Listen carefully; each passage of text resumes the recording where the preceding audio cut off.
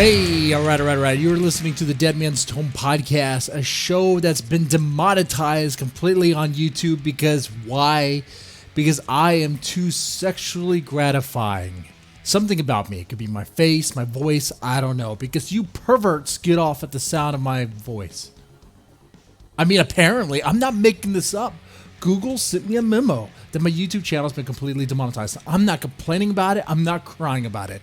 Now I'm embracing it. And I'm realizing it, you perverts, I don't know what it is. I don't know what it is. But my voice. But maybe you like it. Maybe you don't. But someone does. Maybe Susan at YouTube does. Does my wife know about that? Maybe she needs to. Anyway. Outrage alert. Woman mad. Woman mad. Upset. Outraged. Why? She has to be a Karen. Let me ask you guys this. Let me ask you guys, ladies, a question here. What is a rational thing to be upset over? Is it rational to get upset over, I don't know, someone posting sensitive information, like doxing you? Is that rational? Yeah, right? Is it rational for someone to get upset if someone called their girlfriend a slut? Yeah, maybe. I mean, she might be. I don't know. Maybe it's an ex-boyfriend. Who knows? Is it rational for someone to get upset when their mom is called this, that, and the other? Is it rational for for a woman to be upset if her ex dumps, like, I don't know, nude selfies of her? Yeah, possibly, right? But is it rational to get upset and engage in an online argument over someone liking an illustration? Liking an illustration of sexy women doing what sexy women ought to do, ought to feel powered to do. Now, this part, I have to apologize, and I don't like to apologize, right? For those listening on the podcast feed, you don't get to see this, but I will post it up. I will post it on the Deadman's Tome group and on the page and on deadmanstome.net. So you can see this work of art. This is it. This is it. It is, I couldn't tell you who it is. It's Catwoman and someone else. Maybe a Spider-Man person. I'm not a comic book geek, comic book nerd. It's not my thing, really. But you know what? I don't need to know. All I need to know is that it's hot. I like it. And I'll press the like button. And I'm not even talking about me. Someone I know, a friend of mine, liked this illustration. And because he liked this illustration, some woman took it out of her busy day to chastise him about it. Just back up, Karen. Stay in your lane. Because I like it. You might not like it. That's fine. But you have a problem with me liking it? Okay. Do I know you? Are you my mom or something? Who are you? You know? Shit. What is the problem with this illustration? What is the problem with liking this illustration? Because it's two hot ladies, both dressed in leather, one being ridden like a horse? Okay. Look, I know where this comes from. It can come from two places. Two. One, it could be a feminist that loathes the dreaded objectification, which is odd because there are feminists that find sexuality to be empowering. You know, they war with one another over that. Okay. Or it could be a very vocal member of Team Jesus that is outraged by lesbianism. It could be that. But it doesn't matter. Either way, I find it silly that they'd be outraged by this. And I would just tell them, Father, just, like, get lost. Get lost, Karen. Anyway, so tonight's show. I don't know what happened. The guest tonight, I guess there was a communication issue about time. I'm guessing. I don't know. But I'm probably going to have to reschedule him on a later date. Did plan on talking about is the New World Order connected with the coronavirus. And he wanted to talk about that. Well, Let's do that. Now, I don't have him. I don't have his opinion or perspective on it. I will say I did read his story. I liked his story. His story is wild. It's called Circle of the Incarnate. It has a lot of weed smoking, has a lot of insanity, has a lot of conspiracies kind of put through in it. It has super weapons, secret government programs, so they're being used as a weapon. It is a wild ride. In just 19 pages. In just 19 pages, it has all of that. But I can't talk to him about it because he's not here. That saddens me. But what I can do is we can move on into is the coronavirus. Does the New World Order have any connection with the coronavirus? And when I say New World Order, am I talking about Freemasons? I'm not so sure about that. What about the Jesuits? Maybe those Jesuits are onto something. Those fucking Jesuits, they're don't doubt them for a fucking second. Okay? Whenever you see a Jesuit, that's someone who's planning something. Okay? All right? You can't trust them. I mean, there has to be a reason why they were executed. There has to be a reason why they're hated so much. Unless they're messengers of the truth. Maybe I'm... Oh, you know what?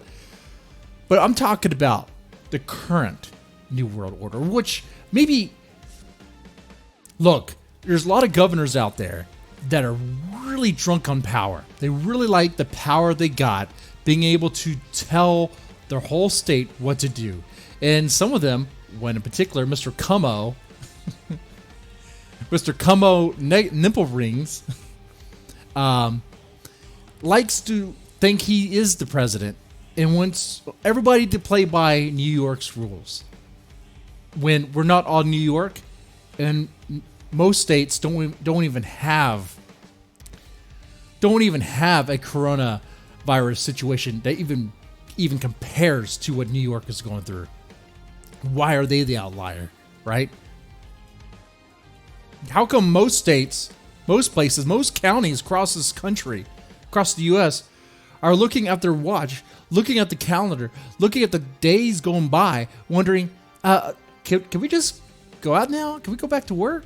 Because our bank account's drained. The Trump bucks have been spent. And we don't have many cases in this area. Maybe a few, but it's definitely not crazy. We had more people here where I'm at. Here where other people are at. They've had more cases of the flu. More people dying of the flu than of the coronavirus. Some places it's different. Okay. But why is that? What's going on? I don't know. Are the lockdowns working? I don't know. The place where it's locked down the most, one of the most strict in New York, so strict where Jews can't even go out. I'm not making that up. The mayor of New York told Jews to get off the street. It is, you know it's bad when the mayor of New York is sounding like Hitler. You know what's funny? Like the leftist types and progressive, blah, blah, blah.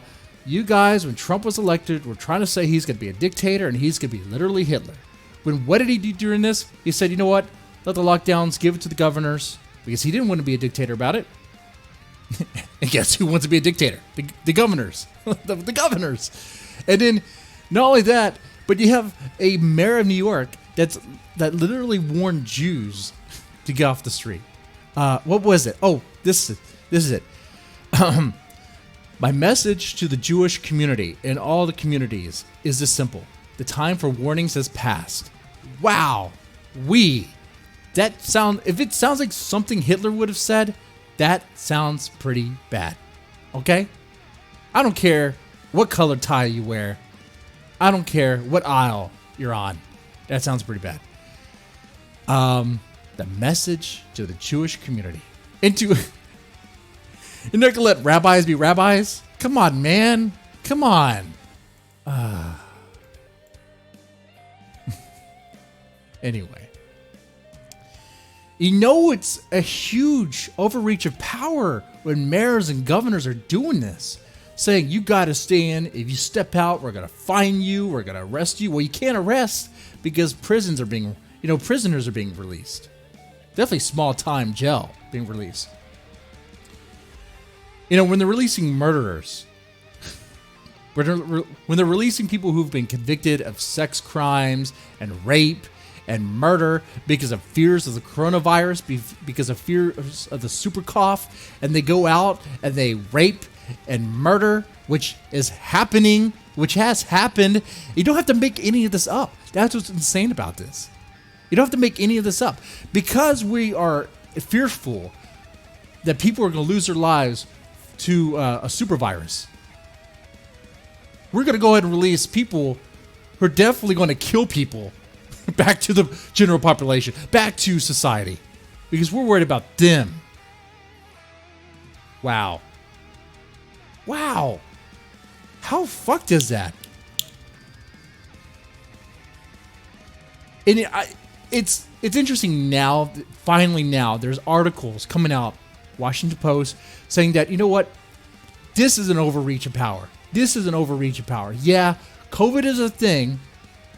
COVID is a thing. You wouldn't even take it seriously. But was the whole U.S. lockdown of an overreaction? Now, look, you're not going to please everybody. There's going to be people pissed off about this episode. Hell, people get pissed off when you post about this. I don't care anymore. I'm going to put it to you this way. Various people across the U.S. are going to have different opinions based on where they are and what they see. If you're in New York and you see dead bodies all around you, your grandma and grandpa, and maybe they all died because of COVID, I don't know. I'm being very dire here, being kind of hyperbolic. Then, yeah, you're going to have a different opinion than someone like me who resides in Texas, and in a particular county that it's like non-existent. There's some cases, but the hospitals haven't even reached capacity yet. Not even at all. It's so few that the emergency hospitals that 17 million was thought to be 30 million emergency funds spent. They closed down because not a single person used them. Not a single person. But even then, talk about overreach of power. Even then, the fucking judge of Harris County, Lena Hidalgo, decided it was a great idea. You know what we should do? You know what we should do is fine people $1,000 fucking dollars, $1,000 for not wearing a goddamn mask. Never mind the fact that hospitals weren't overran, not even close. Never mind the fact that the emergency hospitals were closed down, packed up, left. Never mind that. Nah. Let's just go ahead and fine people. The police have to step in. I love it when police step in for us. Because, you know what, there's some officers that'll just do whatever the governor or whatever the judge says. But there's some who have a fucking nerve and look at their job and be like, look, I'm not going to be that guy that just does whatever you say. Like, if I have a problem with it, I'm going to talk about it because this isn't right. And they do that. It's like, this makes no fucking sense. We're not fining people $1,000. Are you insane?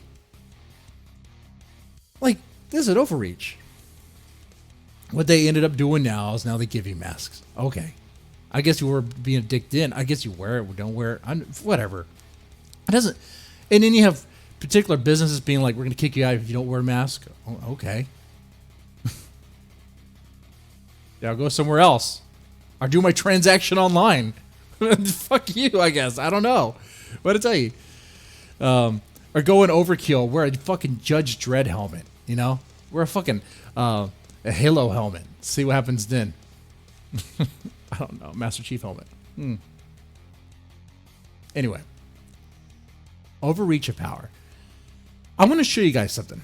Because going back to the New World Order. When people think New World Order, they think bigger picture, bigger political bodies. They think politicians. Well, definitely these governors are definitely politicians. But is there a bigger thing to this? Well, not too long ago, in November 2019, when there was Event 201? 201. Funded a lot by Bill Gates where they it was all like a pretend. They were just pretending what to do, planning what to do in a mock virus situation. Let's go ahead and watch that, actually. I'm going to stop this music in the background, crank this up, and play it. All right. Right. Let me go ahead and put this on the screen here. And those listening on the podcast feed, don't worry. You don't have to watch this. I do highly promote the podcast feed over the YouTube, especially after the fact. You don't have to see anything on the screen. It's not that important. The audio is what's important, okay? All right, so is this it? This is it. Okay, here we go. Are you ready? Dramatic music.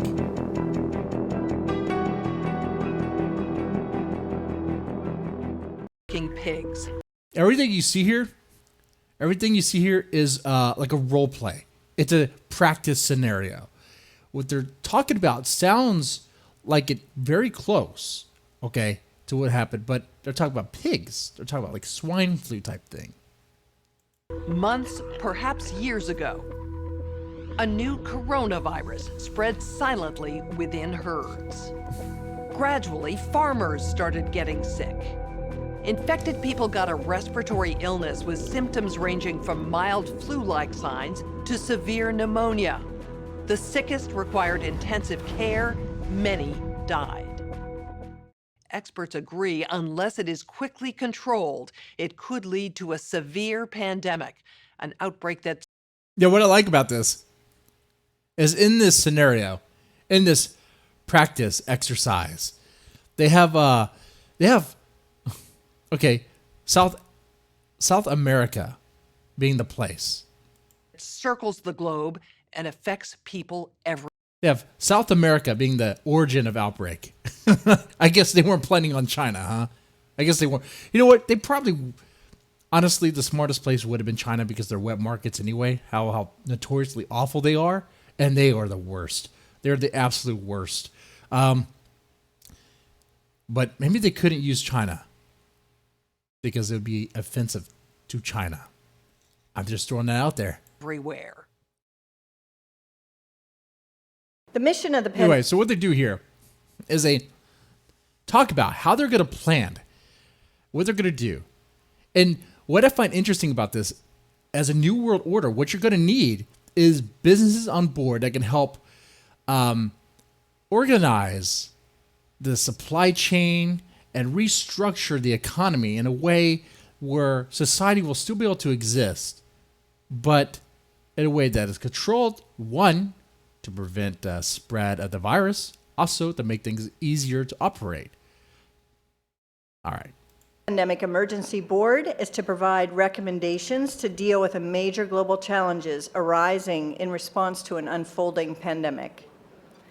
The board is the person speaking right now is Anita Cercioro, I don't know, from Johns Hopkins Center of Health Security.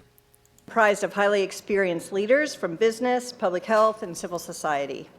We could be looking at double the number of cases in 1 week and 16 times as many in a month if we are not able to stop the spread. That would be on the order of 500,000 cases, and it would continue to rise exponentially. In 3 months, we could be approaching 10 million cases. We're at the start of what's looking like it will be a severe pandemic. And there are problems emerging that can only be solved by global business and governments working together. Okay, so what we're about to hear is how government is going to use large corporations, the established ones, as a way to organize and restructure things, okay? We have known about CAPS-like viruses in animals and people for decades, but have not been successful at developing a licensed vaccine. And sure, there are new technologies that may help, but it's going to be difficult. I am not optimistic about having a vaccine in time to be relevant during this pandemic. Which is what's happening now. This is relevant to now, right? Because that's something we've been hearing. Keep in mind, for those listening, this is all mock. This is all mock what we're hearing right now. Event 201 is all mock. Okay, it's meant to simulate to what they would do if there was a pandemic, and these things are kind of what we hear, and how they respond is kind of what we've been seeing, right? So the policy crisis in question for this board in this meeting is this. How should governments, business, and international organizations allocate and distribute pandemic antivirals and medical supplies to the people who need them most? What we've seen work very well So we work with businesses like Johnson & Johnson. in the HIV field is in fact procurement through the Global Fund. So having a centralized mechanism, so financially able to procure on behalf of affected countries will be critical. I think the second thing is it's going to be very important that for the business sector, for manufacturers of antivirals, that we have clarity around what the need is and where the need is and who are making the decisions. I think that given that the country Got the UN on board talking. Now keep in mind, now while this is a role play thing, just a little scenario exercise they're going through. What we see here, what we see in reality, we see, yeah, we're going to be using certain big companies, right? If this thing continues, if the lockdown continues, you could kiss the small businesses goodbye because they're not going to be able to make a dime. They're dead. They're gone. And the only thing you could rely on would be the large corporations. So instead of in the future, more Trump money, more Trump bucks, it could just be an Amazon gift card or something like that because what else are you going to use it on, right? Anyway. countries most affected are those that are low and middle income countries with unequal access to technology, to finances. The UN has a worldwide footprint, universally recognized, and universal membership. A global stockpile would certainly help ensure more. And now you got someone from the Bill Gates Foundation. Great. Which, by the way, when Bill Gates is saying that he wants everyone to be vaccinated and pretty much forced, when I'm hearing that from someone who can't even make an operating system that actually works right, one that actually that is stable. I know everybody uses Windows because what's the alternative? Use a MacBook. Use Mac. Was it OS? I don't know. I don't even know what you call it because the last time I used a Mac was like years ago. Who uses them? Very few. And it's like, this is what we have. Windows is what we have. But it's not good. It's just what we have. I don't know if I trust someone who just makes something that's adequate and that's what you have to use to oversee viruses. He's a programmer. He's not a virus guy. God damn it. This sounds stupid. This all sounds fucking stupid. He got someone who couldn't even make an operating system right. Someone who couldn't even make it to where it's impervious to viruses. And of course, talk about like software and stuff. But seriously, you got him over. Okay. Rational and strategic allocation, but the reality is that we don't have the logistics capability, even within the UN, to bring that together in one place and run it. So this is where I think a collaboration between the international organizations like the World Health Organization and the private sector, which runs. Okay, this is important. I know it's all exercise, but he's talking about how we've got to, tie in the government with certain businesses. And notice how he said World Health Organization, the puppet of China, pretty much.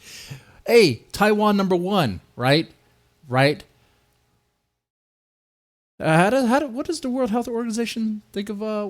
Do they recognize Taiwan? Of course they don't. They recognize China. They can't recognize Taiwan because China doesn't recognize Taiwan. And who's a big donor?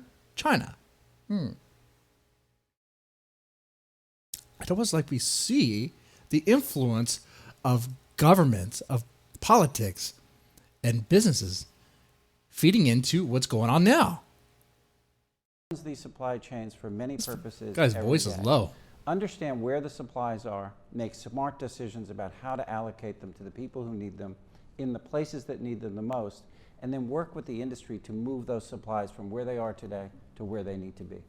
Just to Yeah, like for example, when Mr. Como nipple rings, I know it's Cuomo. I know what his name is. Como is what I'm going to call him, Mr. Como. When he's on TV saying he needs more ventilators because they don't have enough, but yet he's sitting on a stockpile of thousands of ventilators. They're not being used. Like relocating those supplies. Just making a mass, making a bunch of them. Like that? Or how about when China saves face and says they're going to ship a bunch of ventilators or ship a bunch of testing equipment or masks, PPE, that are faulty, that don't work, that are defective. Not just because they're made in China, but because, I don't know, maybe it's intentional. Makes you wonder. I don't know. Or maybe China's just adequate. To underscore the point that cooperation among supply chain providers or the guy talking now is I guess the head guy of the UPS Foundation. I know this is an exercise, but they do these drills and they're doing this now. They're organizing things now. You better believe it. You better fucking believe it. And with the governors showing their power, showing what they can do, and seeing that people are willing to do it and fight each other over it. Like I said, a lot of people are going to be pissed off about this episode. A lot of people are going to be pissed off when they post. You know this. When you post something COVID related and you say, maybe you are tired of not having a job. Maybe you're tired of just sitting around doing nothing and you want to go back to work. You're like, you know what? Maybe the lockdown, maybe we can release the restrictions. And some asshole goes, oh, but people are going to die. People will die anyway. People will die if they stay indoors. But more people will die if they go out. No, you don't know that. First off, in extreme poverty, a lot of people do die through suicide. That is a lot more than what you think. Or through whole family side. What is it called when a dad kills the whole family or the mom kills the whole family? What is that called? Or businesses that have huge supply chains can add a lot of efficiency to the whole process. The question is, can you, through this international mechanism, really promote commitment? Now, I want to play something else. This is interesting. The exercise is interesting, but it's all an exercise. It's all a drill. Now, like I said, I don't know how to really describe and define who really is the New World Order. In this context, in the situation here with the coronavirus, you would think it would be a government entity that is involved in this, maybe released it on purpose. But in this scenario, and I'm not going to say China released this on purpose. I don't believe so. I don't believe that. Now, while there's a lot of, I've been seeing the articles now saying, there's no evidence about labs. There's no evidence about this coming out from a facility in Wuhan. Trace this back to the very beginning. Go to a website. Go to a place that archives the articles so that you could trace it back to the beginning. Because if you try to search it, sometimes these articles are just gone, and maybe headlines change. Or like I said, they're just gone. So go to a place where archives it, where you could see what came out before. And there was stuff. I'm looking at articles here that talked about the possibility of it coming out from a facility. Or even reports that China was definitely researching things in that Wuhan, in the lab next to, actually the lab in Wuhan, researching viruses. We know that. And how the doors weren't secure right. How even the U.S. government noted that there were concerns about, you know what, not just the U.S. government, but even the French became aware that there were definitely some defects, some security flaws in these labs. Is it possible? Oh, the possibility is still there. But people say, oh, it's ruled out completely. I'm going to say it could have. But even if it did, it probably happened by accident. It probably slipped through. Maybe someone didn't wash their hands or what have you. But what I'm saying here is I don't think this virus came out intentionally. I think it leaked. Now, some people say, oh, what about other causes? The other conspiracies, like 5G technology. Radio waves isn't going to create a virus. That doesn't make any sense whatsoever. Now, there were definitely some articles and concerns coming from various people about what 5G could do, maybe migraines, maybe affecting bees or whatever. But it's not going to create a virus. Okay. Look, I'm not a biology expert. I'm not a scientist, but I at least know that much. You're just not going to create a virus out of radio waves. That doesn't make any sense. So let's go with this leaked by accident. I mean, if it leaked on purpose, think about it this way. If it leaked on purpose, if a country could use a virus and they had the vaccine to make their people immune to it, but they released it somewhere else and had a quick kill rate, a very high mortality rate, something like Ebola. Imagine something like Ebola, but with the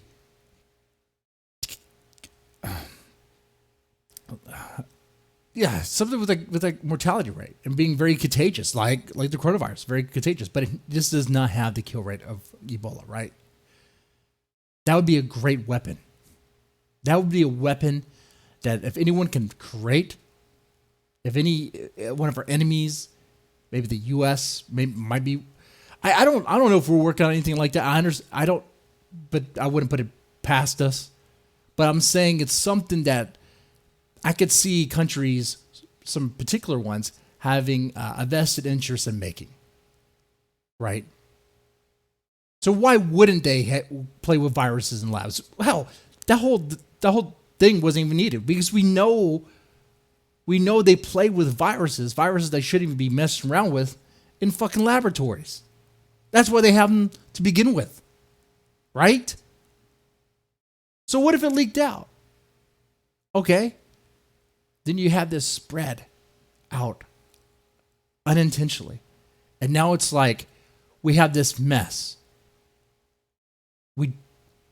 What I'm thinking is since it didn't spread intentionally, the players that would be part of the new world order, that would want a more global society, that would be more connected, that would want big businesses to be pretty much integrated into government and vice versa, I would think they would seize on this opportunity.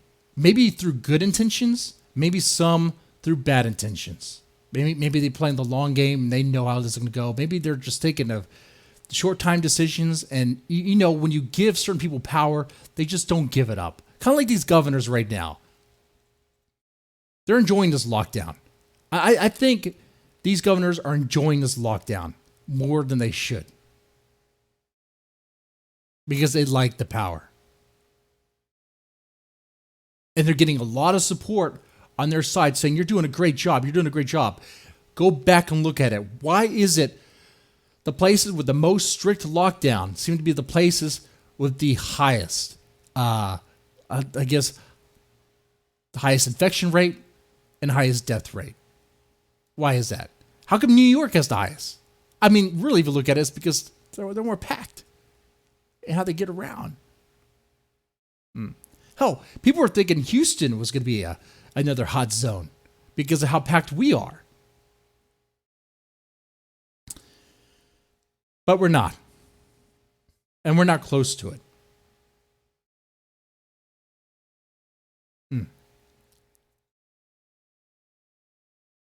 But right now, China, Iran, Venezuela, even though they're kind of a joke of a country, they're seizing this opportunity. They're looking at it, and they're playing little military games with us. Maybe they've been doing it before. We just noticed it a lot more.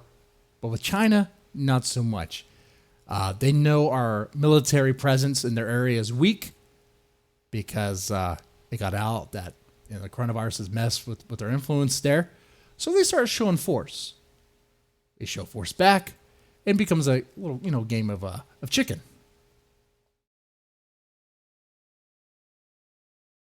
Now, what about people with let's say, a lot of resources, a lot of influence, like Bill Gates. Maybe his intentions, maybe he means well. Maybe he wants to see everybody vaccinated, wants to create an app to make sure everybody does get vaccinated, to screen them. That's a little invasive. That's a little much. But people champion that. This time right now, this crisis is like being used to totally step all over the constitutional rights that we have. The Constitution is like toilet paper right now. Because the government is allowed to do, your local government is allowed to do whatever it can in keeping you safe from something that has maybe like a 3% death rate. 3%, oh, that's a lot. Compared to other things like poverty, which has about a 6% death rate. And we're getting very poor. You can't just print money over and over again. You can't just lock people in. But I'm not going to rule it out. I think people are using this. I think some people who see an opportunity are definitely using this, seizing on it for their gain. And the problem is that we're feeding into it. When you post something about COVID, post something about the coronavirus, maybe you suggest, maybe we shouldn't, maybe, like I said, release the lockdowns. We start fighting each other over that, over fear. In return, those are like in support of the lockdowns are pretty much telling the governors and the mayors are trampling all over our civil rights, all over our constitutional rights, that what you're doing is good, keep it going. Right now, it's about the fear of death of a boogeyman that you might already have, that might already be in your house. A boogeyman you can't see. When this is over, and it's not going to be over. It's not going away in a year. But when this is over, it's going to be something else. It could be something else. What would stop it? Why not? Why not make it, you know what? Guns. You know what kills a lot of people in the U.S.? Guns. You know what kills a lot of people in the U.S.? Obesity. It's tell those fatties they can't have their McDonald's anymore. They can't have their jumbo-sized milkshakes and their 2-liter of cola. They did that in New York. Where they try to make those drinks illegal through like taxing and all that. But people applaud it. People applaud it. I'm convinced. I think some people don't want to be free. They just want to be as safe as possible. And they want the government to make them as safe as possible. And that's a bad situation. That is a very bad situation. Because you're trusting the government, those that govern over you, those who have more guns than you, those who have power over you already, to have more power and use that power for good.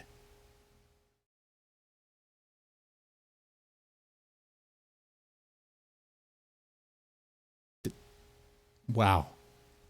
Anyway. But is it really... you know what? I've been talking a lot.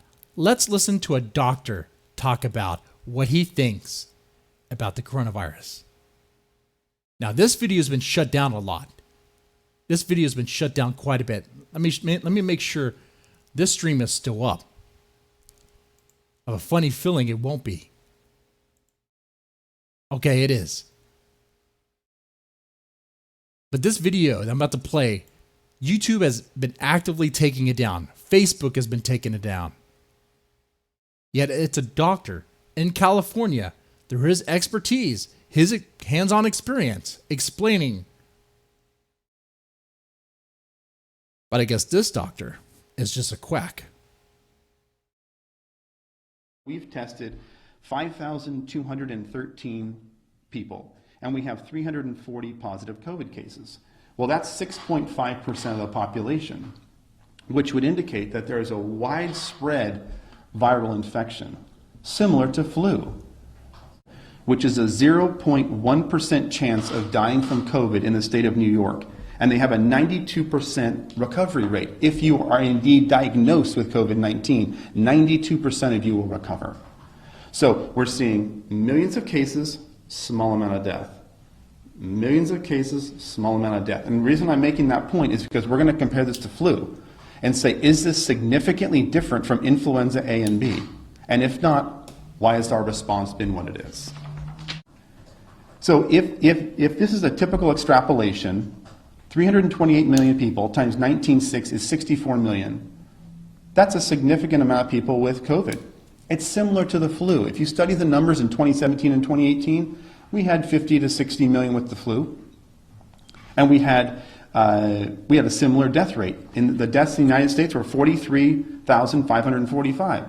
Similar to the flu of 2017, 2018. We always have between 37 and 60,000 deaths in. I'm pausing right there. There's something else too. Yeah, he is right. We actually had around that many deaths from the flu before.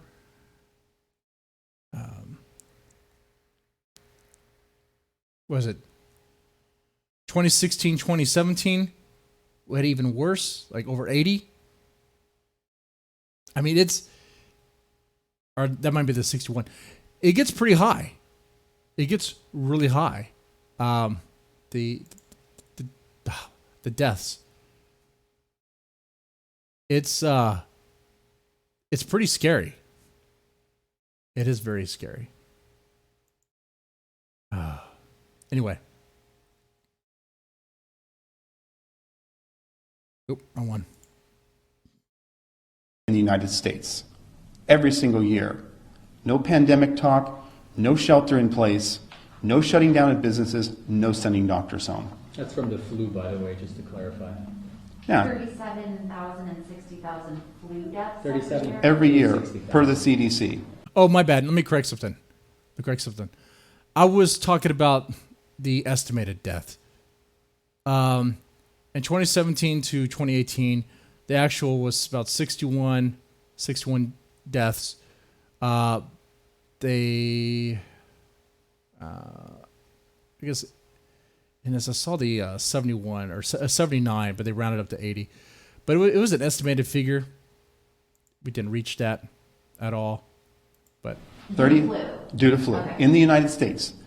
Some years it's even as low as 20,000 some year. In 2017, 2018, it was 45 to 50,000, depending on who you read. And we don't necessarily report all of our flu tests. We do thousands of flu tests every year. We don't report every one because the flu is ubiquitous. And to that note, we have a flu vaccine. How many people even get the flu vaccine? The flu is dangerous. It kills people. So just because you have a vaccine doesn't mean it's going to be everywhere. And it doesn't mean everyone's going to take it, because we see every year that we have a vaccine, and I would say probably 50% of the public doesn't even want it. So just because you have a vaccine, unless you force it on the public, doesn't mean they're going to take it. Yeah, let me ask you guys this. When was the last time you got a flu vaccine? When was the last time you know someone has a flu vaccine? I know it's anecdotal, but it's kind of important, because if you know a lot of people that didn't, that kind of tells you something. People can't just dismiss anecdotal evidence.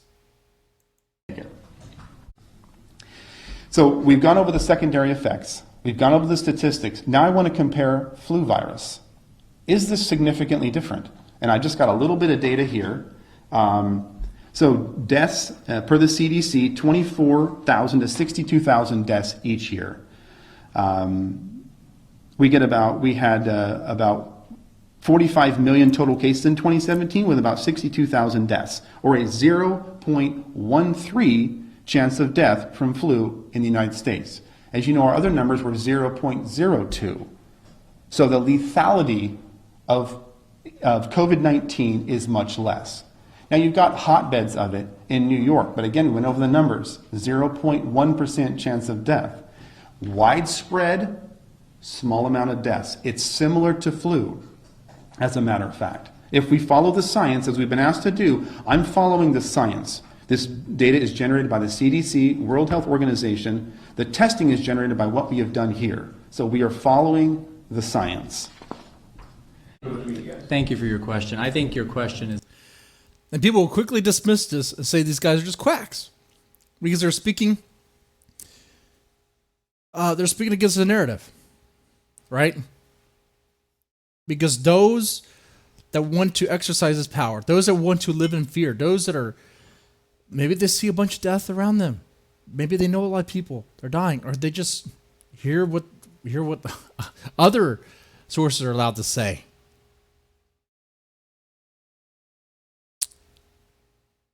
Interesting. Is valid, and obviously Dr. Fauci is a world-renowned immunologist, and a lot of the data that they originally gave us was theoretical, because coronavirus is a new virus. We've studied coronavirus since the 70s. Coronavirus was... We've studied different coronaviruses. This one is novel. Like SARS is a form of coronavirus, MERS is a form of coronavirus. Sure. We've studied different types, but this one is new. So with all due respect, again, we haven't studied this virus. But if you let me finish... See, look how the reporter is like, but I gotcha. The reporter, who's not a doctor, is like, but it's a new one. I got a gotcha on you. Look at these big brain fucking reporters. So every year, according to your argument that you just made, every year... not an argument, just a question. Every year when we get the flu, it's a new flu virus, correct? Correct. But 99% of it is flu, correct? The way viruses change, they undergo mutations through their DNA, deoxyribonucleic acid. There are different types of mutations which either cause increased virulence and more likely decreased virulence, meaning how dangerous a virus is. So when coronavirus was, we've been studying... Which, by the way, some are speculating that this virus, the coronavirus, could have already mutated, again, other mutations of the COVID-19. The reason why they say this is it could explain why some people, and a lot of people, appear to be asymptomatic. They have it, but they show no symptoms. They show no sign. It's like their body, it's not affecting their body. Maybe either the virus mutated for some to where it's not as dangerous, so it's not outright trying to kill the host, it's trying to survive in the host longer, or some people have I guess their immune system has developed, has a herd immunity. What else could it be? How else do you explain people who have it and are asymptomatic? How do you explain that? Coronavirus since the 70s. And this type of coronavirus that came out was first and foremost transmissible through human beings, and that was new. And I think any time you have something new in the medical community, I've been a doctor for 26 years. Anytime you have something new in the community, the medical community, it sparks fear. And I would have done what Dr. Fauci did, so we both would have initially. Because the first thing you do is you want to make sure you limit liability and limit deaths. And I think what they did was brilliant initially.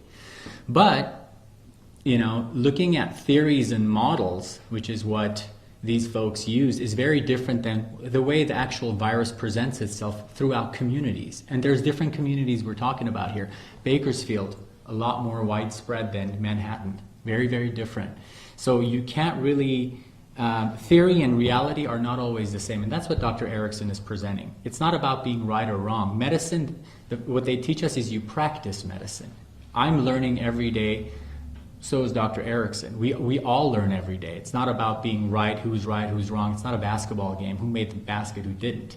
It's about looking at trends and saying, hey, we're not seeing what they've been talking about for the past 6 to 8 weeks. Not just them, but like I said, I haven't been seeing it. Other people in other counties haven't been seeing it. Other people in other states haven't been seeing it.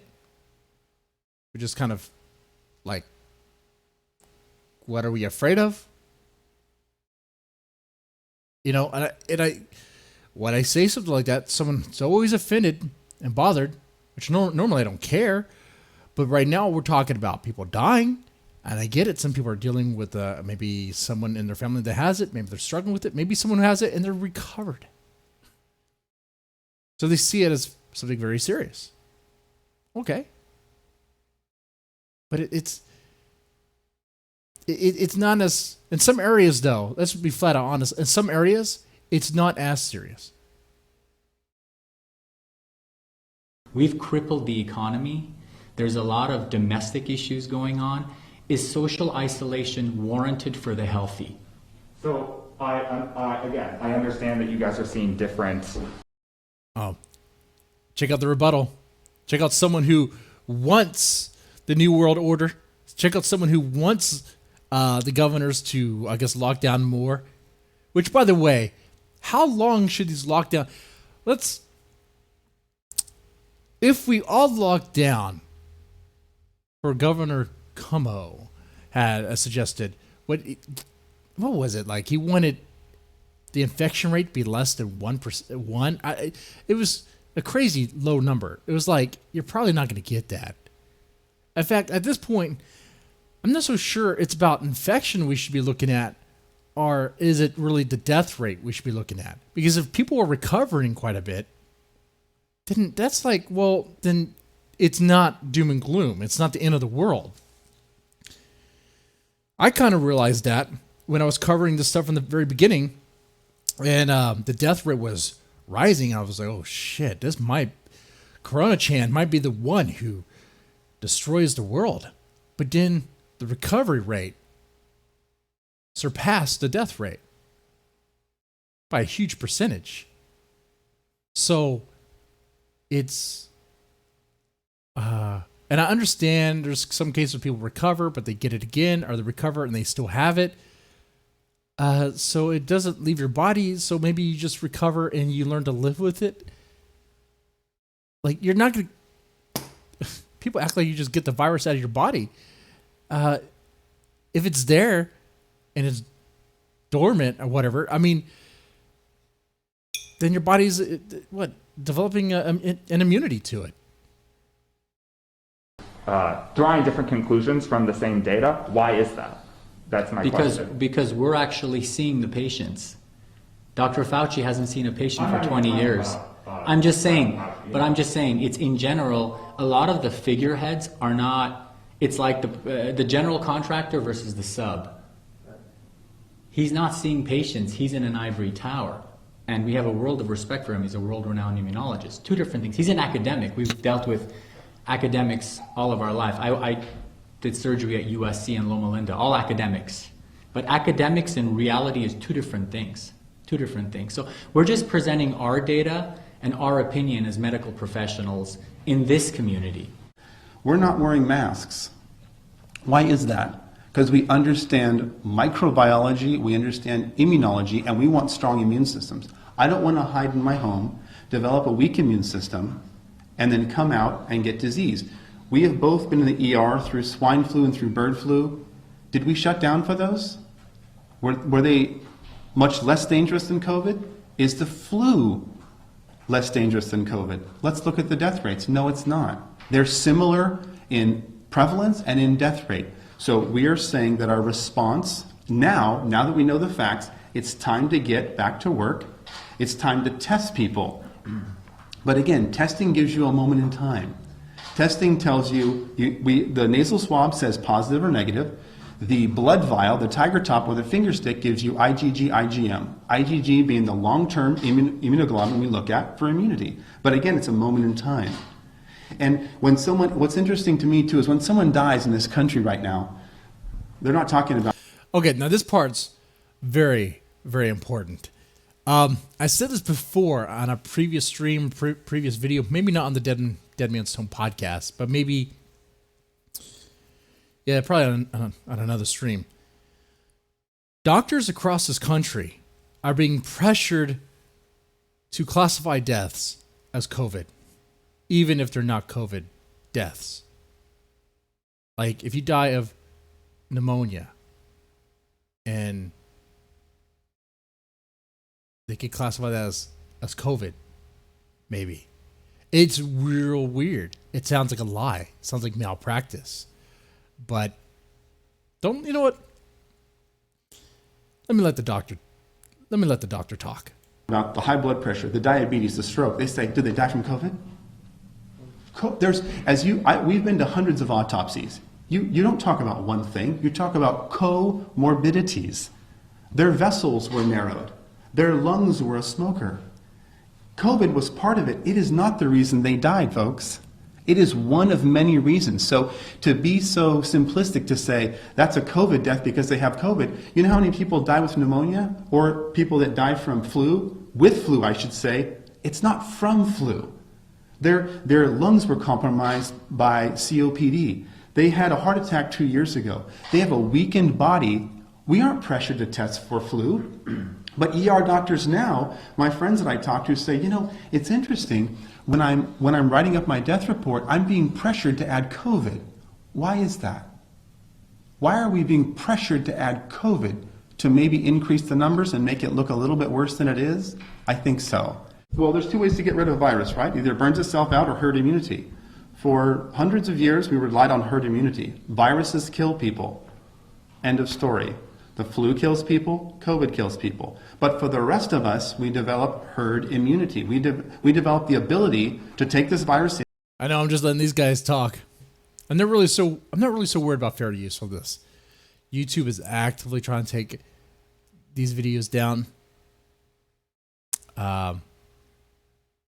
Anyway, I'm just going to let them play. And defeat it. And for the vast majority, 95% of those around the globe, this is true. And when we look at people that have locked down and people that haven't locked down, we have massive data. It is not statistically significant whether you lock down or not. So why are we doing it?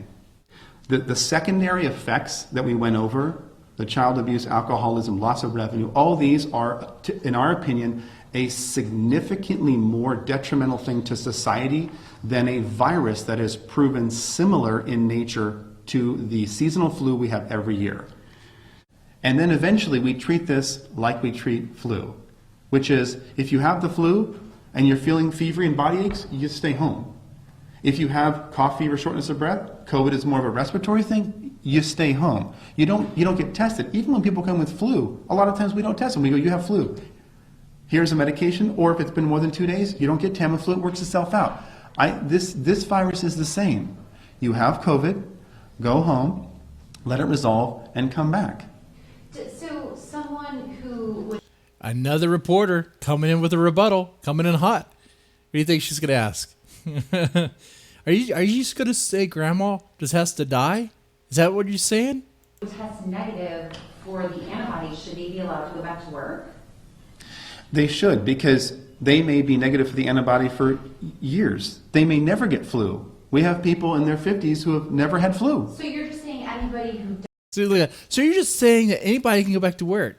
doesn't have an active coronavirus infection should be allowed to go back to Absolutely. work, whether they have the antibodies for it or not. Right. Okay. But you're saying that once we have the testing in place, is that correct? Well, if you have no symptoms, you should be able to return to work. Right? If you have no symptoms, why the fuck would you be tested? Why the fuck would you be tested? You know what? If you have no symptoms, why in the goddamn hell would you be tested? Would you want to test? Just so you be a statistic that, oh, there's another one here. You know, what these guys are saying, we do seem to be treating this a hell of a lot differently. A hell of a lot differently. Are you an asymptomatic viral shedder? Maybe, but we can't test all of humanity. Well, I think one thing I also wanted to add is we're going to miss cases. Sure, we're going to miss cases of coronavirus, just like we miss cases of the flu. I think one thing that is being televised is that we need to capture every single coronavirus patient. No, we don't, because that's not reality. Theory and reality are very, very different. We worked in ERs for 15 years. Theory and reality are very different. It would be nice to capture every coronavirus patient, yes, but is that realistic? Are we going to keep the economy shut down for 2 years and vaccinate everybody? That's an unrealistic expectation, I think. So you're going to cause financial ruin, domestic violence, suicide, rape, violence, and what are you going to get out of it? You're still going to miss a lot of cases. So we need to treat this like the flu, which is familiar. And eventually, this will mutate and become less and less virulent. Oh, hey, how's it going? You know, I don't even pay attention to the Spreaker chat most of the time because most of the time it's barren. But hey, DJT, how's it going? I like that. What, you want me to play that clip? That link you just sent? What is this? What is that link? Let me copy that link. Oh shit, I clicked on it, now it's going. I should have copied it. God damn it. Now it's going to play in something else. Hold on. A moment. Normally I pay attention to the YouTube chat. All right, let me go ahead. What's this video? The information. Exclusive Dr. Rashid Butter Blast Gates. Explosive fake pandemic numbers as economy collapse. Okay, I'll go into that too. You know what? Tonight's show is going to be a little bit longer. This episode will be longer, and we will just do it. I will play that. I'll play that next after this. Because patients who are asymptomatic or silent shedders usually have the milder version of the coronavirus, right? Because it's milder, that's why they're not as symptomatic. And that tends to spread quicker than the more virulent forms. I want to look at it from two different points of view. One is if we keep the economy shut down till October, what's going to happen? Homelessness is going to go October? Are these assholes really suggesting to keep it locked down until October? Are you out of your goddamn mind? Oh my god. That's horrible. Why would you do that? Do you hate Halloween that much? Man, do you hate going out that much? Were you never invited to one of those slutty witch Halloween parties? God damn it. Telling you. I don't know much about the New World Order, about the whole Freemasons and the Jesuits and all that, but I very much believe that the governors that are exercising their power, which, by the way, let me take a break here and show you some stuff to really bring this back in, bring the show back about the concern that the New World Order might be ramping up. This clip. Might not be able to read that. Once again, it's the Mayor Bill Bellagio. My message to the Jewish community and all the communities is this simple. The time for warnings has passed. Man. That's not the only thing. That's one of many. Let's see. You have... in Michigan, the shelter-in-place order extended to May 15th. And that executive order, that shelter-in-place order done by a governor, calls for marijuana shops to still be open, but tobacco shops are closed. You can get high on the devil's lettuce. You can smoke your reefer, but you can't smoke a cigar. Fuck you. It's my body. You go fuck yourself. Facial coverings are facials? Facials are required? Wow, okay. I didn't know they're that progressive. Anyway, facial coverings are required in enclosed public spaces starting Monday. But there's no criminal penalty for not complying. Of course not. Lawsuits against shutdown order are multiplying. However, all deadline applications to commitments for all civil and probate actions proceedings are suspended until the end of the state of emergency and disaster. Yeah, I bet you they're going to be rolling in. Those lawyers are thirsty to make some money. And rightly so. There's some people who are out of work. The big three auto manufacturers, Ford, GM, and Chrysler, have all closed factories, putting 150,000 workers out of work. So what should they do? Wait until October? Yeah. I don't think so. I don't think so at all. That's real fucking stupid, man. Real fucking dumb. And then you have, who's the governor of Washington? That son of a bitch.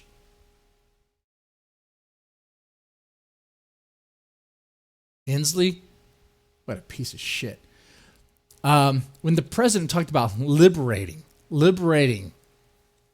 citizens, which he was talking about liberating citizens from their homes so they'd be able to return out of just being in their apartment or their house all day, being able to roam about, have a normal life, being freed from their prison that is their own home. They took it as Governor Jay Inslee took it as a hate crime, a call for violence. You know, kind of like when the U.S. liberated concentration camps, how that was a call for violence. How liberating the Jews from concentration camps was a call for violence. You know, I tell you, Governor Inslee and Mayor Basilio, whatever, I could barely remember names. These two motherfuckers need to get together. They might be able to form a new neo-Nazi party with their hatred for the Jewish people. I'm just saying, it sounds like one hates the word liberate and the other hates Jews. I don't know why he called them out so much. Imagine the mayor of Chicago calling out black people. Hey, all you blacks, and you go back home. That wouldn't look right, would it? No. I swear, these people are insane. You know what? I'll go and play the other thing that was shared with me. I'll go play that now. Shit. Now this is live. I have not seen this, so we're gonna watch it together. The information presented. Whoa, that's loud. Loud for my ears and for your ears. Let me crank it down a bit. I don't want to play the whole thing. It looks like it's someone else's stuff. I'll play part of it. In this video is not intended to diagnose, treat, cure, or prevent any disease and has not been evaluated by the FDA. Please consult your physician before starting any medical regimen. I'll skip the intro. Ignoring an emergency doctor blasting Bill Gates, the fake pandemic numbers now in question as the economy collapses. Rashid Battar, he graduated from Washington University with a double major in biology and theology before attending medical school at the University of Osteopathic Medicine and Health Sciences College of Medicine and Surgery. He trained in general surgery and emergency medicine and served as brigade surgeon and director of emergency medicine while serving in the U.S. Army. He is a board-certified clinical metal toxicology and preventative medicine. He is board-eligible in emergency medicine and has achieved fellowship status. Hey, how's it going, Lauren Davis and Chris Kaufman Jr.? How you guys doing in the chat? Let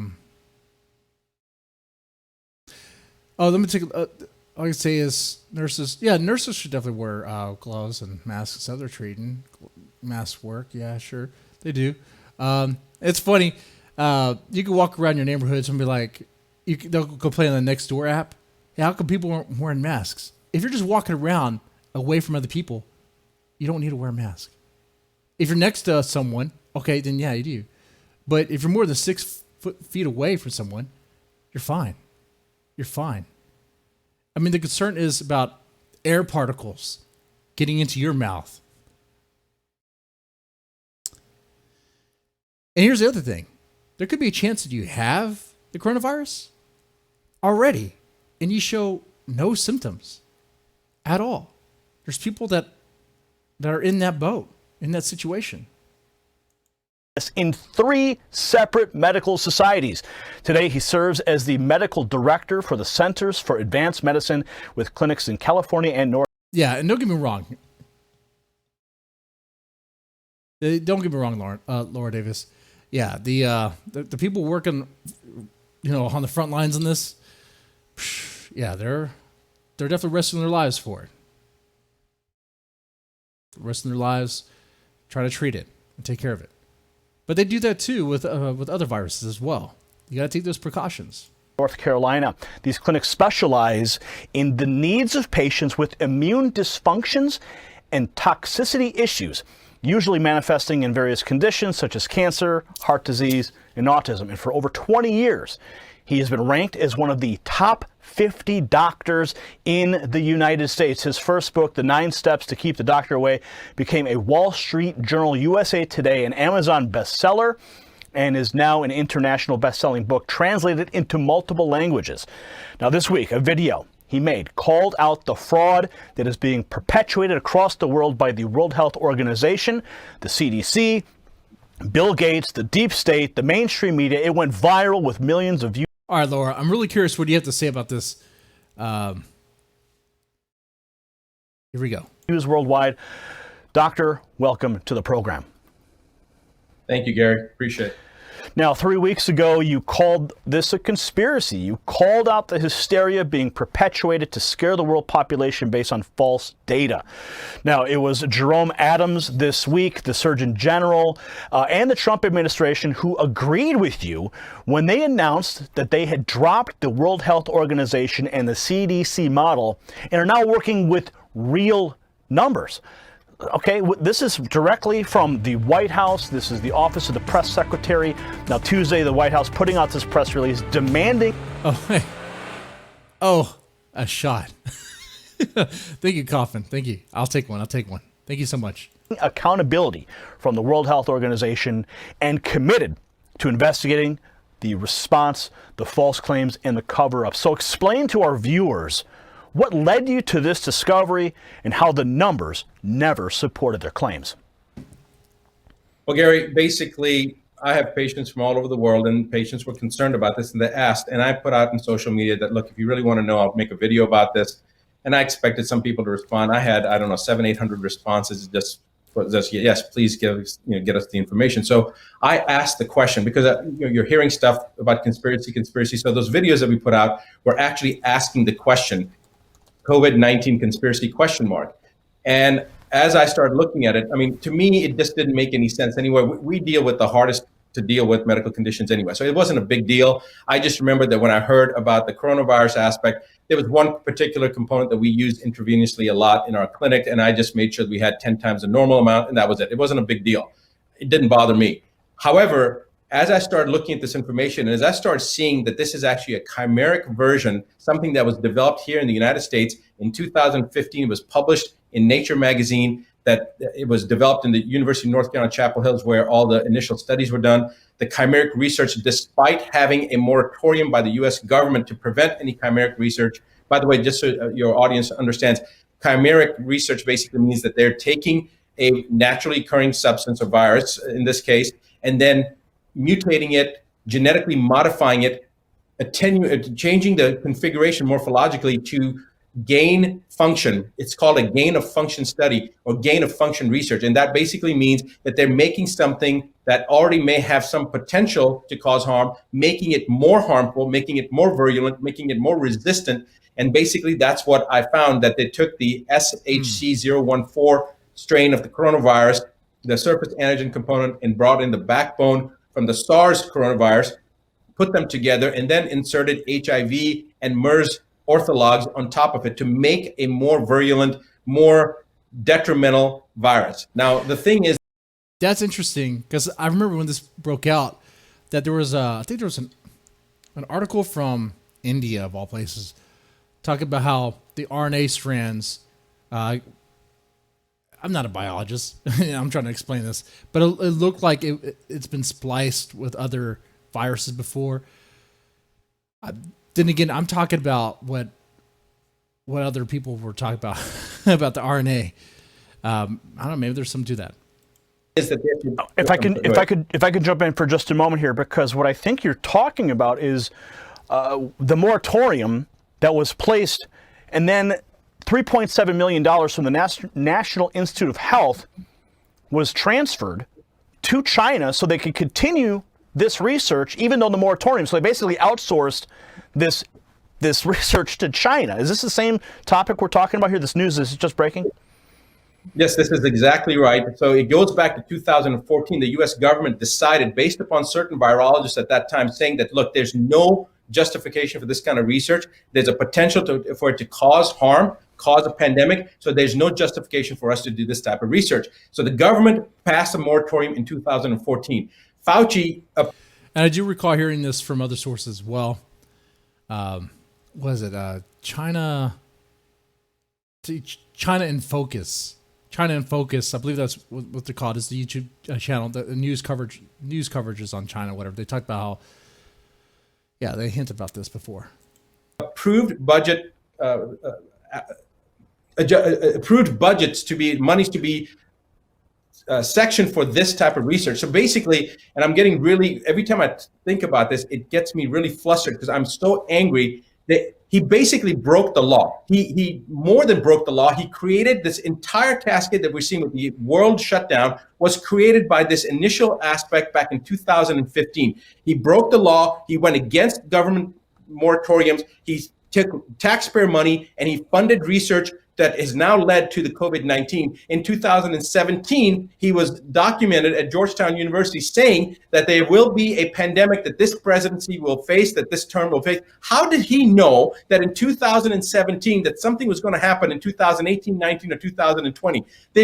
You can't predict the market from 3 days from today, what's going to happen. How did he know that there was going to be a pandemic? He stated the president of this president will face a pandemic. The exact quotes, I don't want to say the exact words. You guys have the video footage. My point is that when somebody starts making these type of statements, and then they were involved with the breaking of the law to fund the research that American taxpayers paid for, that then goes to Wuhan and now trying to create this diversion and say that it was China. God, I don't know whether it came from China or released in China, whether it was already released here. It's irrelevant. The complicity of what's going on right now, whether it was released in China or whether it was already here or however it happened, the U.S. system has condoned it, has jumped on it. They're opportunistic. They're shutting down the economy when they know, in fact, that there's no basis. I mean, there's no virus that leaves 6 feet or 12 feet. Now they're saying 13 feet.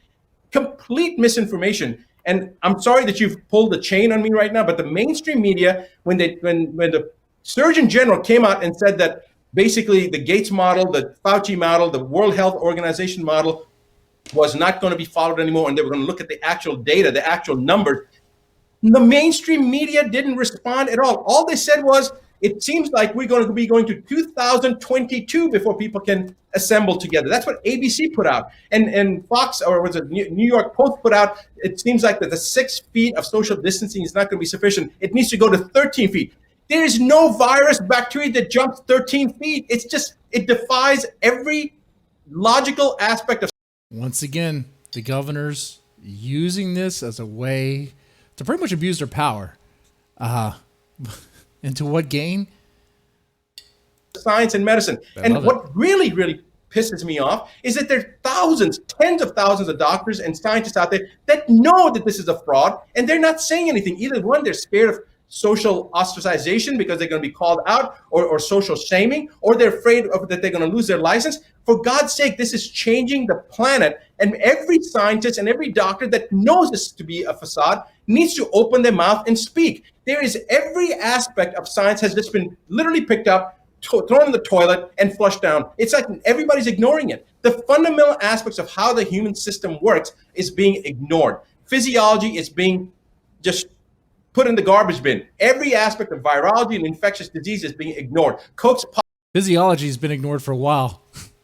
To the point, hey, we're even confused on genders. We're even confused on what identifies genders, now. Anyway. Postulate has been ignored. Every aspect. Then you've got false positives coming from testing that we know is not adequate. And then the testing that they are doing, like the RT-PCR, the real-time polymerase chain reaction testing, that's already been shown. It was actually the guy who developed it in the 1980s, Mullis, said that you cannot use this testing for diagnostic purposes. You have to use it only for the where something has a genomic sequence that's already been identified. You can't use it for diagnosis.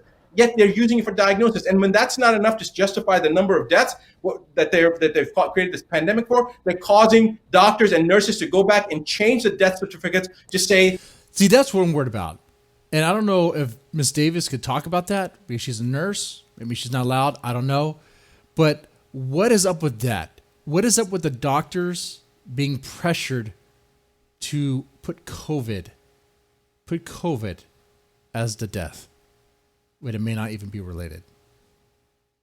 COVID-19 as the first cause of death. And if that's not enough, now their mandate's being sent to every state, every doctor from every state medical board saying that there's no necessity to test. I got a letter like this myself. If they have symptoms, send them home. And then the mandate of listing the cause of death is COVID-19. The media propagating footage of hospitals and from one. Wait, back that up. They don't even have to test and they can just say it's COVID. That's crazy. It doesn't make any sense. That's not science anymore. That's just. Yeah, I saw that. Dr. Drew tried to speak out, and Dr. Phil, he did too. He said things with car accidents, and people were like, "Well, car accident, blah." I can't speak. I can't speak. That was just one shot. Car accidents aren't contagious. See what happens with 2 shots. Who wants to make that happen? Oh man. But we had doctors before this talk about comparing it with the flu, and they brought up a pretty interesting case. One country to another country using the same footage, the same person dying multiple times, use of mannequins to show that the people are dying, and yet they can't even show ambulances that are doing anything. They're all parked. They're all sitting there. People are playing chess. They're playing card games because they're so idle. Nurses are being laid off right now because there's not enough work, but they're pushing. Yeah. Let me just repeat this. In Texas, where I live, there was emergency hospitals paid for by over 30 million of our tax money on these hospitals. And it was 17 that they actually used. And these hospitals were meant for COVID patients. They're meant for the overflow. But our hospitals here haven't even reached capacity. Now, this is just one area, but there's other areas like it. Haven't even reached capacity. So they closed down those hospitals because it seems like they're not going to be needed. This agenda of fear. The fear mongering itself will increase your adrenal output, will cause more stress, more emotional distraught. The emotional aspect, one side, now you're talking about the financial aspect. People are going to get stressed. Guess what that does? It reduces your immune system and makes you susceptible to viruses, bacteria, to many other things. But then to create this illusion over something like COVID-19, which nobody has yet demonstrated a single. I know, Ms. Davis, his voice is not as good as mine. Let me also repeat, because I like it, this channel has been completely demonetized because my voice is just too damn sexy. Apparently. That's the only thing I could think of. Why would they say this channel is too sexually gratifying? I don't know. Death from the actual virus, from the proper, established, accepted methodology that a virus has caused this death. Nobody's been able to do that. It's all based upon PCR testing. And Gary, I don't know whether you know this or not, all the way back to 1984, all the way up to now, 2018, there are multiple studies that show that if you've had the flu shot, especially the trivalent flu shot, false positives on COVID-19 testing. God knows what's been injected into people over the years. They really want to know cause of death. I want to know how many of these people that are supposedly died from COVID-19, which, by the way, still the numbers are less than the seasonal flu. The number of deaths are still less than the seasonal flu. But I want to know how many of these people that died of supposed COVID-19 actually had a history of a vaccination, an adult vaccination in the last 10 years. That's what I want to know, because the studies clearly show that if you've had. You know what? One thing I want to say too, there is around this area, because there's not a lot of COVID, maybe it's just a product of Harris County. I don't think so. I think it's a product of other places as well, where people are just sitting and wondering. There's some speculation of whether or not we've already had it, maybe already somehow. And I say this because me, my kids, my wife. Yeah, we've all had turns this year, a little bit early on, with a really bad flu. And I don't really get sick like this. It was really bad. Even for my son, he was like really weak, and he was like he needed to be, helped to walk around. We made sure he had plenty of fluids. We watched him. He would have the runs, usual flu-like symptoms, but it lasted a number of days. It lasted a good while.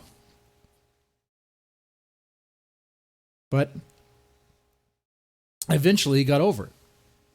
Eventually his body fought it off. Same thing. And we all took turns with it. It wasn't just my household. My neighbor's household, they had the same thing. And the adjacent house had the same thing. I don't know. Could that just be a flu? Maybe. Had a flu shot, you're going to test positive for COVID-19. So you got all this other stuff that's going on. They can't justify the numbers, so they're going to change the death certificates. They can't justify the numbers, so they're going to take different footage of different people and then attribute that to COVID-19. CBS had that nurse that was crying, saying, please give me a face mask so that I can take care of people, and I don't want to risk my family getting them infected. And then they find out that hasn't worked in a hospital in a year and a half, and she's some kind of a social media model. The amount of misrepresentation, deception, diversion tactics. It is messed up that, let's say Governor Cuomo in New York will say, we need ventilators when he already has ventilators. It is messed up when, who was it? Was it California? Who was it that was trying to blast, I think it was California. They were trying to blast, Elon Musk for not sending ventilators, but he had sent the ventilators to the hospitals directly. Anyway. Oh, what about all the masks that have been donated? Governor Cuomo, I like that name. He, instead of giving them, he showed the masks in a way to show it off as like some sort of trophy or something. It's like, you should probably give those masks to the people who need them. And about the second wave, what I'm curious about the second wave is if there are people who are asymptomatic, and if it does appear that people seem to be developing some sort of an immunity to it, which is what happens with a virus, then will there be a second wave? We'll find out. I mean, only time will tell. I mean, we could all speculate, yay or nay or whatever. The only way we'll know for sure is what happens. And that's why I'm like, why live in fear? Look, there's a lot of people dying from it. A lot of people die from viruses. It happens. It shouldn't happen. Well, I can't say it should happen. It's nature. Well, I don't know about this virus. But it's like you could live in fear and shut your life down. But for how long? For a couple months? Several months? For a year? Life doesn't work that way. Like, we're not all shut-ins. Families need to be able to provide for their families to survive. They can't just make it last a year. There's all sorts of things that happen when people just shut in and can't live their life, especially in areas that aren't really all that affected. Like New York, they could stay locked down longer. Sure, if New York or other places that are heavily hit, certain hot zones, if they want to stay locked down for months on months, that's up to them. But other places, if they're not seeing it that much, if the numbers aren't that high, what happens if they just let people go, to the beach, let people hang out, whatever? It doesn't seem to be, we're not seeing like a spike of infections or death from that. I mean, not yet. Maybe time will show it. There is. I hope not. But if I'm wrong, I'm wrong. Okay?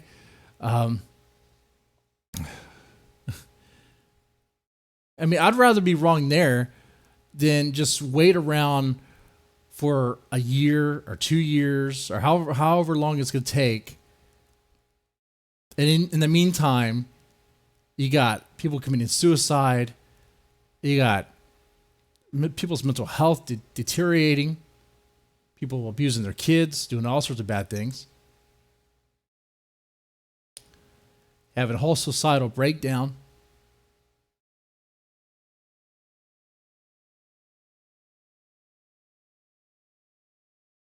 This is one of those situations where you just have to see, you kind of have to just kind of take chances.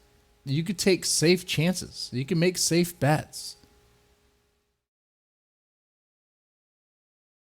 Oh, Chris, I'm going to take that. You called me out. We call this an active war by China. Oh, yeah, man. Look, I've been following Mr. Medicare, his streams. And even around that time, I was doing some streams about when it was hit in China. Man, and now they're trying to say, oh, it didn't come from a laboratory at all. There's no evidence of that at all. That's weird. You can go find those articles that were talking about it, and very likely that it could. And there's what this doctor's talking about. I know you don't like his voice, but what Rashid's talking about how the National Health Institute funded the research in China, research on this particular virus. That is true. And that facility was researching viruses. It's very weird that that's where the outbreak was. Now, I don't think this was intentional. I don't think China really wants to fuck over their own people. Well, I mean, I don't know. I'd hope not. They definitely don't want Beijing to get hit, and it's getting hit. They downplay it, but it's out. And right now, what I talked about earlier on the stream, on this podcast, is it's an opportunity.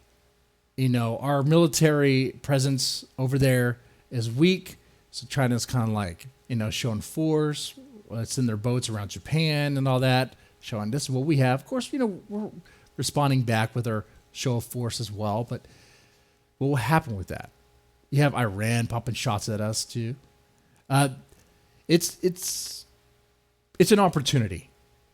We're like right now with the way the economy is right now. China's definitely trying to buy influence with certain businesses. Hey, you're sinking, right? We can help you with some investment money, with an investment opportunity. It's an opportunity for real. To keep the public from knowing the truth. It's just unbelievable. I cannot believe. See, they can't count suicides as corona deaths. See, that's really fudging the numbers. That's really fudging the numbers there. Come on. Man, you could die in a car wreck, and if you had COVID in your body, you're like, well, he did have COVID. And according to that one doctor we listened to earlier, he'd be like, well, did he have COVID in his body? Well, mark it as COVID. But that's not how he died. He died of a high blood pressure. He died of a heart attack. He died of, they're counting strokes as COVID. What was it? It was an article I read the other day. We were talking about how, people recover, but then they have a stroke, and they count it as a COVID death. What? How? Why? So now strokes are a symptom of COVID. Suicide is a symptom of COVID. Drowning your kids in a bathtub like Andrea Yates be a symptom of COVID. Man, this thing is crazy. They need to dial it back.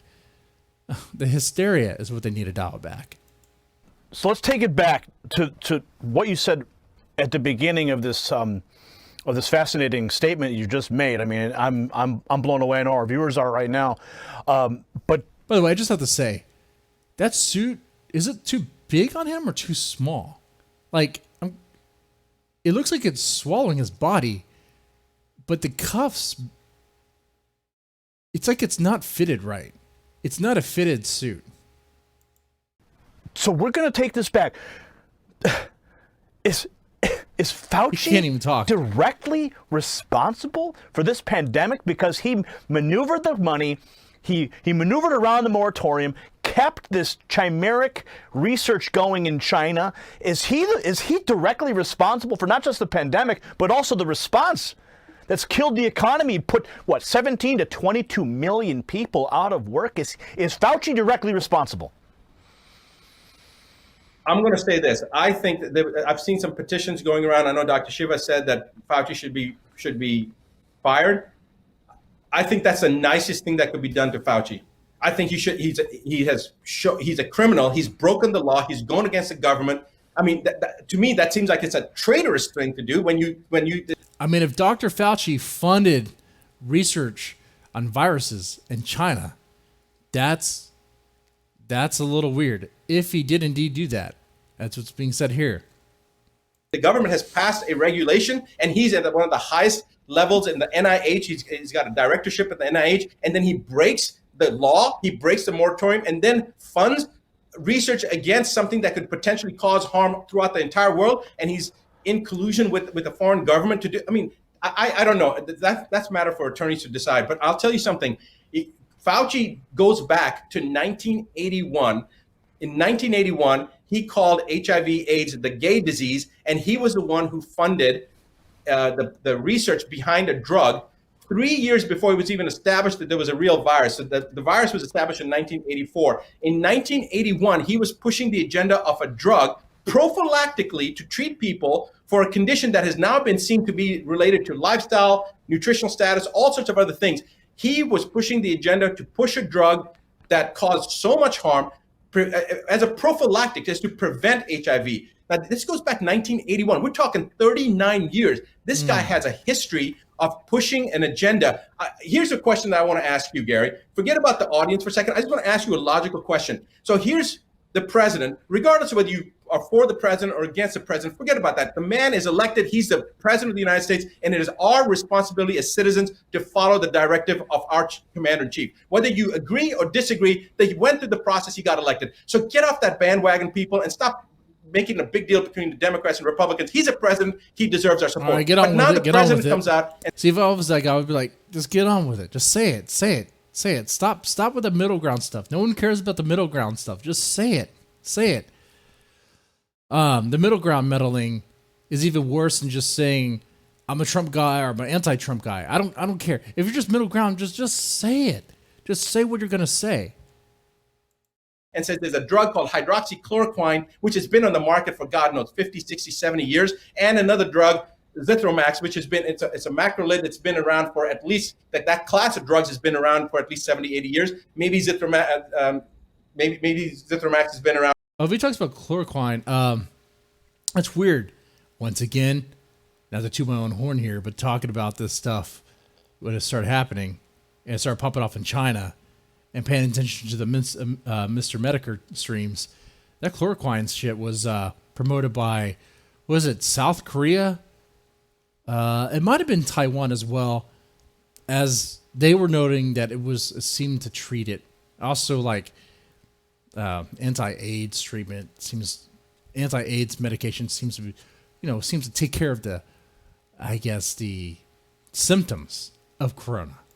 Around for, 20 years, whatever the case is. These are established drugs. They're safe drugs. Using them in combination, they're doctors that have shown at least 99% efficacy. They've shown hundreds and hundreds of patients they've treated. Nobody's died. Symptoms resolve within an hour, hour and a half to a day and a half, 2 days. Okay, so you've got this class. The president brings it out. And Fauci says, get this, Fauci says, unless there's some studies to show that, it should not be used. Yet he's promoting a vaccine that we have no idea what the hell that's going to do. And he's saying that's okay to use? I mean, if that does not show a conflict of interest, I don't know what does.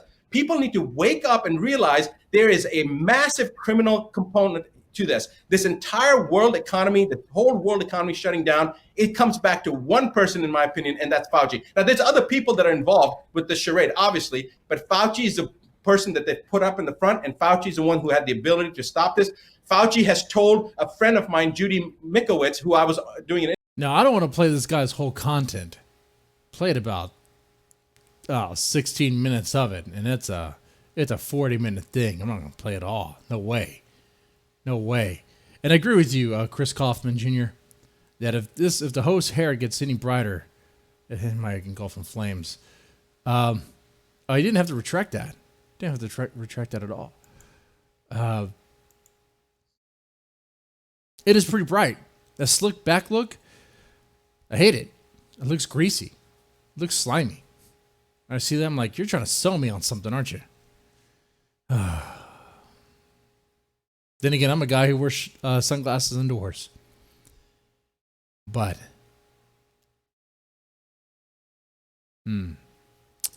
with everything we talked about here tonight, everything you've heard, if you haven't listened to the whole stream, it's quite a bit.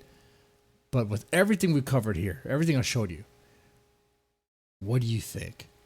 Do you think this virus is part of this new world order? Do you think the new world order isn't this superstitious Jesuit Freemason thing, but maybe just a collective of opportunistic individuals? And do you think they're seizing on this opportunity, or do you think they created this opportunity? It's up to you. Up to you. I know that's a deeper conspiracy. I did have a plan to have the guests on tonight, but that did not go through. John David Broyles, not calling him out or anything like that. Hopefully, I can reschedule. I think we had a problem with time zones, I guess. I tried to take care of that beforehand. I did take care of that beforehand. I'm not sure what happened. But, yeah, maybe we reschedule, and maybe he could offer some more insight or whatever. But I will say, I'm definitely curious about what you guys have to think about this. Let me know in the chat or in the comments section. I understand the COVID stuff. We all have different opinions from different backgrounds. Some people are nurses. Some people are first responders. Some people are laid off. And they're like, I can't feed my family now. So a lot of people have different perspectives, especially where they are. If they're in a heavy hit area, it's going to be different from someone who's in, like, where I'm at, where you're just kind of waiting around. Very different. We listen to doctors.